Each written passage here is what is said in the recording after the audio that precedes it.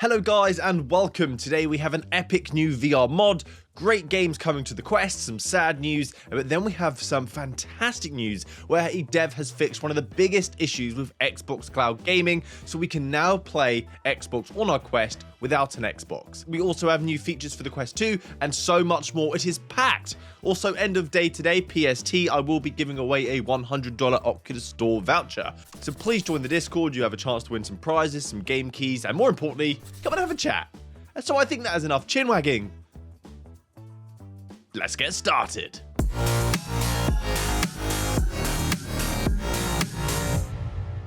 So starting off with a sequel to a well-loved title, Windlands. This is finally coming to the Quest, Windlands 2. This has been available on other platforms since 2018, and the original is also available via App Lab if you want to play that first. So February the 2nd, Windlands 2 will be on the Quest store. You can expect lots of swinging across the map like a Spider-Man title, but the sequel offers a big upgrade, offering quests and boss fights, and my favourite thing is that this title is going to be 4-player cooperative. This will be on the Quest 2 only and not the Quest 1. It will also not include cross-buy or cross-platform play sadly, but it offers approximately 6 hours of gameplay. And it does look rather thrilling to have a fast-paced, nuanced traversal system with a story and some combat in a cooperative setting. This is going to be $25 on February the 2nd. I expect this to run pretty fantastic on the Quest system as well, because if you look at the trailer, it's captured using in-headset capture on the Quest 2, and it's incredibly vibrant, incredibly sharp, and if history tells us anything, those games are often pretty brilliant on the Quest platform. A very welcome addition and the start of a new expansive series, I hope. Moving on to some more sad news so we can end this with a good day, we have some bad VR news now. It looks like another virtual reality project has been disowned and shut down, but this time it's from Microsoft. Microsoft has dropped the Space VR application and have let many teams go in the AR VR space, and look to be dropping even more staff, tons of redundancies.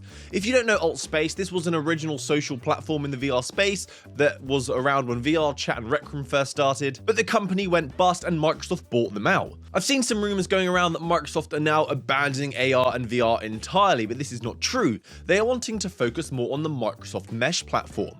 Microsoft Mesh is a collaboration and communications platform that has been described as the company's new ambitious way to attempt unifying holographic virtual collaborations across multiple devices, so that would be VR, AR, laptops, and smartphones. So Microsoft are not abandoning AR and VR, they're just abandoning this social application. So although they have disbanded some projects, it looks like they are pushing in another direction, not entirely abandoning the medium. But seeing where the industry is heading, this seems like a smart move. It makes sense why they are doing this. I do feel sad for so many people losing their jobs. Hopefully there's so much work here in the VR space, there is demand, that they'll find something shortly. This is a great one. So I've had a conversation with the developer of Transcend XR. They've recently updated their app, so there is an Xbox Cloud Service shortcut where they have enabled a great aspect ratio, brilliant resolution within the browser client. Because if you've tried this before using the browser or sideloading something, the aspect ratio and the resolution are often off.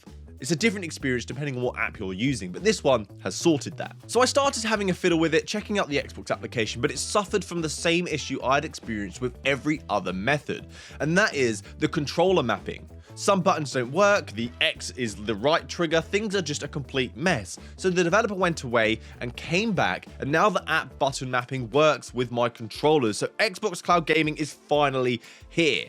Transcend XR will put you in pass-through mode with the monitor in front of you. There's a shortcut there for Xbox, you just click on it and it will take you straight into Xbox Play. All you have to do is connect a remote via Bluetooth or a cable. But warning, some cables I tried are a bit off, so you have to find a cable that's actually going to work and support this, so don't give up immediately. I'm just so happy that the button mappings now work and you can actually play in VR, Xbox Cloud, inside your VR headset. And by the way, if you're into playing Fortnite, that is actually free to play with Cloud Gaming, so you can sign up and play Fortnite in your headset completely free without having to sign up to the Xbox Cloud service. Something strange though, I had more of a delay using my Quest Pro than I did my Quest 2 when using this application. So you may have a slightly different experience, but please let me know. This is brilliant news. I'll put the app down below in the description. If you don't want to wait for Meta to drop the Xbox Cloud application, you can just enjoy it right now.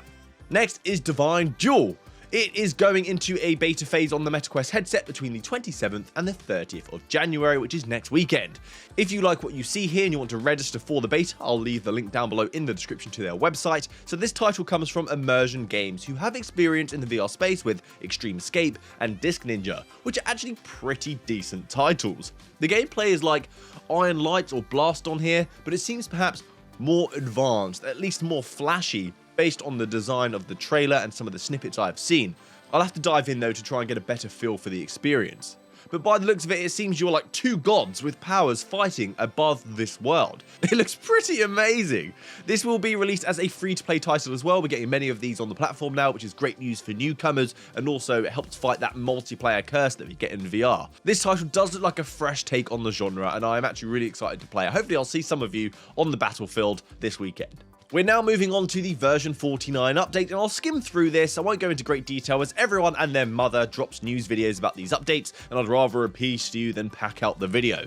So we have a new home environment that is described as abstract. It has soft colors, strange shapes, a bit more interesting than a Christmas lodge. But what I found interesting about this update is that it said in 2023 they will be allowing people to reflect their personality in these homes. So does that mean custom home environments? That would be huge news. That would be fantastic. But as well as new environments and potentially custom environments in the future, they're adding more hotspots to existing environments so you can traverse around it with greater granularity. There is also a do not disturb mode, which please, I needed this. So when you're playing a game, this will prevent notifications popping up on screen while you're active. So if you're engaging in a multiplayer title, you no longer will have to have that pop-up take your attention away for a split second and you die. You're there, someone's lined up in your sights, and then it's like, ba-doop, what's this? Ah, you got me! They're also adding a family center, so parents can have greater control over the use of their child's devices. It's going to be this hub that you can use on a computer that will let you manage your child's account rather than you having to add things on the device. You're going to have remote control this way. So there's not really crazy great updates, nothing interesting, but future updates could be more appealing based on what they've said here. There is also a hand tracking update that they've dropped as part of version 47 called Hand Tracking 2.1, which is another big step in the right direction. This update should reduce the loss in tracking of a user's hands, but also pick up the tracking much faster to create a more seamless experience, and those little hiccups more short-lived. 2.1 is using models as part of a neural network to improve the accuracy of the hand's position and pose. This includes greater accuracy in understanding if you're pinching your fingers and reducing false positives experience, because sometimes hand tracking likes to do what it wants when you're just kind of like fiddling your fingers around. So higher precision, higher recall, great news. Now we have mods. We can now play Metal HellSinger in VR. So you can buy the base game for $16.50. It's currently on sale on Steam, or its original for $25. Or if you buy the Xbox Game Pass subscription, this game is actually available on there. So the VR mod is available on Nexus. I'll leave a link down below in the description. And thanks to Living Frey for creating this. HellSinger is like a Doom-like experience. It brings brutal, fast-paced action with some heavy beats and riffs. But the quirk of the game is it rewards you for attacking on the beat of the music, so you become synergized with the tunes. Plus, it's very stylized and brings the sinister dark vibe to a gaming experience. And in VR, oh boy! I might drop a gameplay video on this for you guys to check out, because this is definitely a brilliant VR title, and they need to bring something like this to the Quest platform, or just dedicated full VR, please. So that's it from me today, guys. Thank you so much for watching to the end of the video, getting caught up on the latest and greatest in the VR space. Hopefully I'll see you soon. I have my Monday night streams. I also have gameplay videos throughout the week, and of course join the Discord for some prizes. Have a great week, guys. Happy gaming. Good day!